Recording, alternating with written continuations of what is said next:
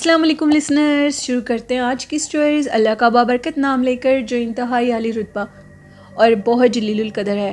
I hope میرے سبھی listeners بالکل ٹھیک ہوں گے اور میرے نیو ہارر چینل جو کہ ہارر ناول آفیشیل کے نیم سے ہے اسے آپ سب نے سبسکرائب کرنا ہے اور 1000 سبسکرائبر کا ٹارگٹ پورا کرنا ہے۔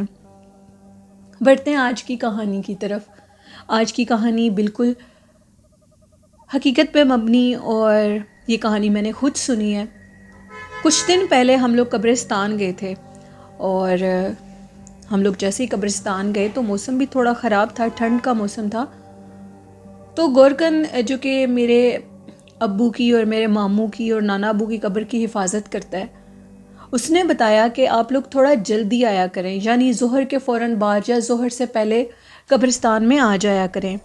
ہم نے اس سے جب وجہ پوچھی تو اس نے بتایا کہ ادھر کچھ دنوں سے رات کے ٹائم ایک چڑیل کو دیکھا جا رہا ہے، ایک عورت کو جو کہ انتہائی بدنما ہے، اور وہ عورت ادھر قبرستان میں مغرب کی اذانوں کے ٹائم جب اندھیرا ہو جاتا ہے یعنی کہ نظر آنا شروع ہو جاتی ہے۔ میں کچھ قبروں کی مرمت کر کے واپس آ رہا تھا، جو کہ گورکن نے مجھے بتایا۔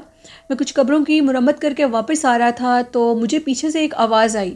جب میں نے پیچھے سے پلٹ کر دیکھا تو ایک انتہائی خوفناک عورت پیچھے کھڑی ہوئی تھی، جو کہ ایک ٹوٹی ہوئی قبر کے اندر تھی۔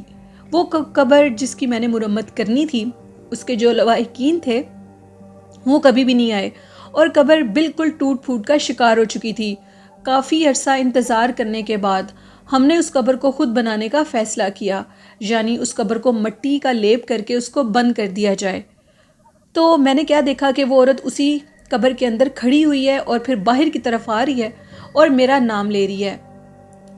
ہمارے گورکن کا نام جو کہ ادھر قبرستان میں ہوتا ہے اس کا نام بوٹا ہے۔ تو وہ کہتے ہیں کہ میں نے پیچھے سے پلٹ کے دیکھا تو وہ بہت خوفناک تھی، جسے دیکھ کر میں بہت زیادہ ڈر گیا اور وہاں سے بھاگ گیا۔ میرے ابو نے جو کہ شروع سے ہی وہ بھی ادھر گورکن ہے اور ان کے ساتھ ہی میں سارا کام کرتا ہوں، ان کو میں نے سارا واقعہ بتایا تو انہوں نے مجھے کہا کہ یہ جو مخلوق ہے جس کو تم نے دیکھا ہے، اس سے آج سے پہلے میں نے تو اس کو ادھر نہیں دیکھا، لیکن اگر تم نے دیکھی ہے تو پھر سردیوں کے موسم میں یہ مخلوقات ظاہر ہوتی ہیں اور اپنا آپ دکھاتی ہیں۔ مجھے اس نے بتایا کہ آپ کو وہ میں جگہ بھی دکھاؤں گا، اس نے مجھے وہ جگہ بھی دکھائی۔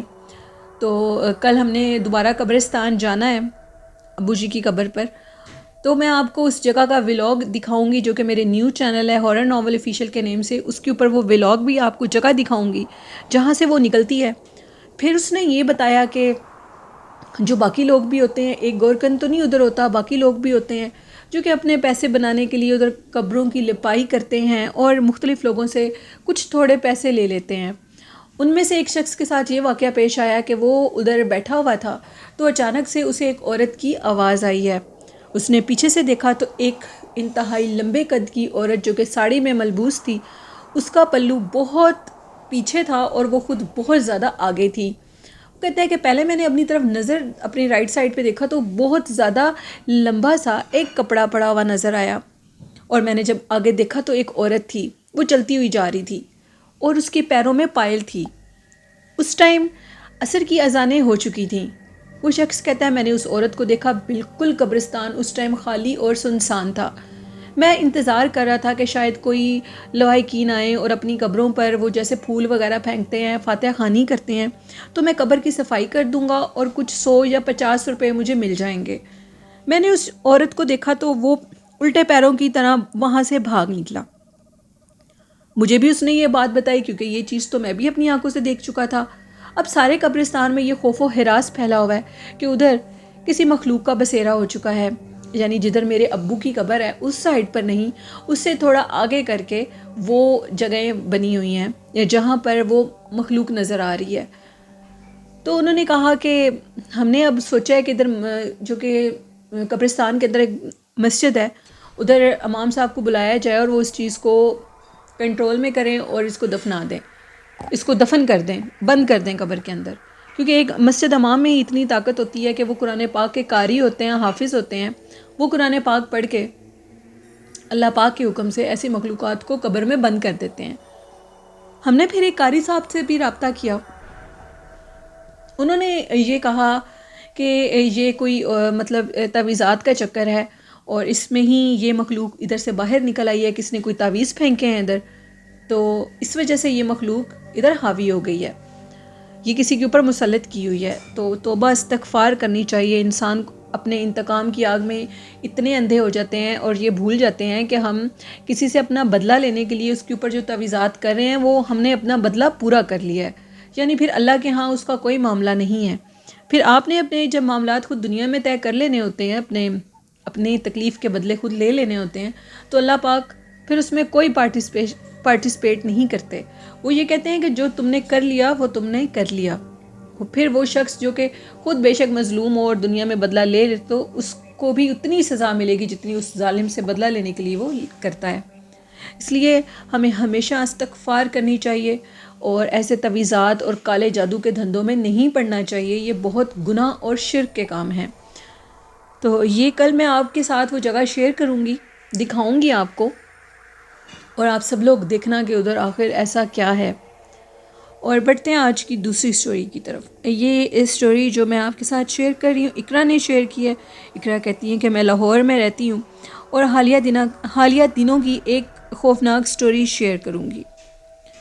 کہتی ہیں کہ میں اپنے بابا کے ساتھ واپس آ رہی تھی اکیڈمی سے۔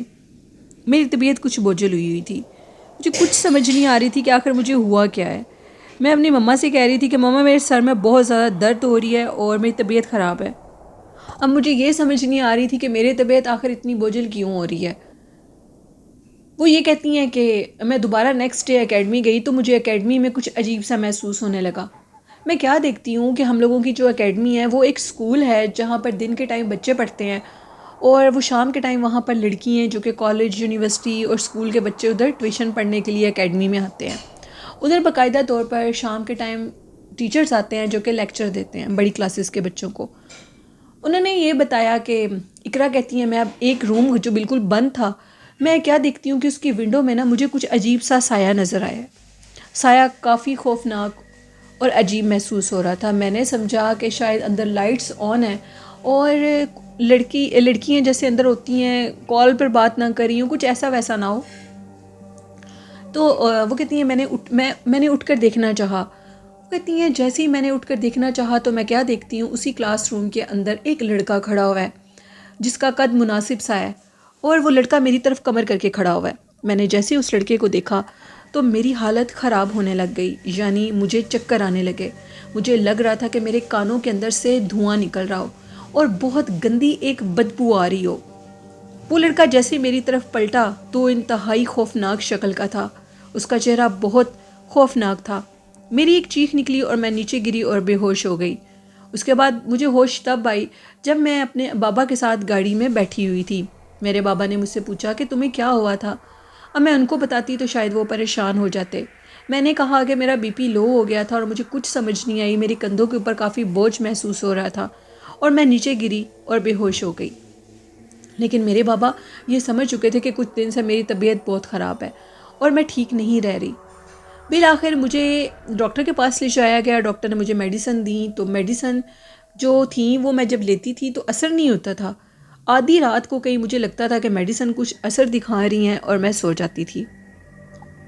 پھر وہ یہ کہتی ہیں کہ ہوا یہ کہ میری حالت زیادہ خراب ہونے لگی تو مجھے بابا نے کہا کہ یہی اکیڈمی تم نے کچھ دنوں سے جوائن کیا، نئی اکیڈمی، تم نے اب ادھر پڑھنے کے لیے نہیں جانا۔ اور میں نے یہ محسوس کیا کہ جس دن سے تم اکیڈمی میں جا رہی ہو تمہاری طبیعت ٹھیک نہیں رہ رہی۔ کہتی میں نے کہا ٹھیک ہے جیسے آپ کہیں، میں نہیں جاتی۔ کچھ عرصے کے بعد پتہ لگا کہ وہ جو اسکول اکیڈمی تھی وہ بند ہو گئی ہے شام کے ٹائم۔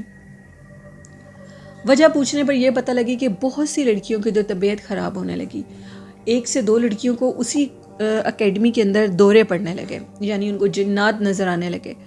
اسکول کافی بڑا تھا، شام کے ٹائم اور سنسان ہو جاتا تھا، سردیوں کے موسم ہوتے ہیں، تو کہتے ہیں کہ انہوں نے یہ کہا کہ ادھر جنات کو دیکھا جاتا ہے اور وہ بچیوں کو ادھر پڑھنے نہیں دے رہا شام کے ٹائم، کیونکہ پہلے یہ صرف اسکول تھا اور کچھ ہی عرصے سے یہ ایک اکیڈمی میں بھی بدل گیا۔ کہتی ہیں کہ اللہ کا شکر ہے میری طبیعت تو کچھ سنبھلنے لگی، مجھے جا کر دم کروایا گیا مفتی صاحب سے، تو انہوں نے بھی یہی کہا کہ کسی بری مخلوق کا یہ زیر سایہ آ گئی ہے، اس کے اوپر اثر ہو گیا ہے، تو گھبرانے کی ضرورت نہیں ہے، دوبارہ اس جگہ پر نہیں جانا۔ اقرا کہتی ہیں میری بڑی غلطی یہ تھی کہ میں نے ادھر پرفیوم بھی بہت یوز کیا. میری جیسی اور بھی لڑکیاں ادھر تھیں جو کہ بہت زیادہ پرفیوم یوز کرتی تھیں، جس کی وجہ سے وہ مخلوق واضح ہو گئی، نظر آنے لگی. پتہ جب لگا کہ وہ اسکول بند ہو، وہ اکیڈمی بند ہو گئی ہے، تو انہوں نے کہا کہ ادھر شام کے ٹائم بہت سے جنات ہوتے ہیں. باقاعدہ طور پر لڑکیوں نے جو شام کے ٹائم ادھر پڑھنے جاتی تھیں، جب وہ گھومنے پھرنے کے لیے جاتی تھیں، یعنی اسکول کے اندر وہ کہتے ہیں کہ جو کینٹین تھی وہ شام میں بھی اوپن ہوتی تھی، اور وہ جو کینٹین تھی وہ بالکل بیک سائڈ پہ تھی، اسکول کے اندر ہی. بہت بڑا اسکول ہے، اور وہاں پر وہ کہتی ہیں کہ بیک سائڈ پر وہ کینٹین ہے. ادھر وہ جو بچیاں جاتی تھیں تو آتے آتے راستے میں رات بھی ہو جاتی تھی. وہ گورنمنٹ کا اسکول تھا، اور ادھر جو ٹیچرز تھیں وہ بچوں کو پڑھاتی تھیں، جو ٹیوشن کے لیے بچے آتے تھے نا. انہوں نے کہا کہ ہم نے ادھر واضح طور پر سفید لباس میں عورتوں اور مردوں کو دیکھا ہے، اور وہ پیچھے بھاگنے لگ جاتے ہیں، خوفناک آوازیں آتی ہیں. بہت پرسرار، بہت بڑا اسکول. اقرا کہتی ہیں کہ وہ ابھی بھی ہے وہاں پر. بچیاں شام کے ٹائم نہیں اب جاتی، دن کے ٹائم تو پڑھتے ہیں ادھر، اور لیکن وہ شام کے ٹائم انتہائی پرسرار جگہ ہے. وہ جو انہوں نے اجازت لی تھی بچوں کو پڑھانے کے لیے، باقاعدہ ایک اکیڈمی کا افتتاح کیا تھا ادھر، وہ بند ہو گیا کیونکہ اسکول بہت پرسرار، بہت بڑا اور خوفناک ہے، اور درختوں سے گھرا ہوا ہے. یہ ایک سٹوری تھی اقرا کی جو انہوں نے لاہور سے شیئر کی. تو آج کی خوفناک کہانیاں میرے لسنرز کو کیسی لگی ہیں؟ اپنا فیڈ بیک مجھے ضرور دیا کریں، اور اس چینل نیلم وائس آفیشیل کو بھی زیادہ سے زیادہ سپورٹ کریں، چینل کو سبسکرائب کر کے اور سٹوریز کو شیئر کر کے. کل آپ کے ساتھ انشاءاللہ نیو چینل پہ ولاگ بھی شیئر کروں گی، اور ناول کی نیکسٹ ایپیسوڈ بھی شیئر کروں گی، جو کہ جن زادی کی سٹوری ہے، دینار کی. آگے اب وہ ناصر کو بچانے کے لیے کیا کرتی ہے، سٹوری بہت انٹرسٹنگ ہے، یہ آپ کو کل کے ایپیسوڈ میں پتہ لگے گا.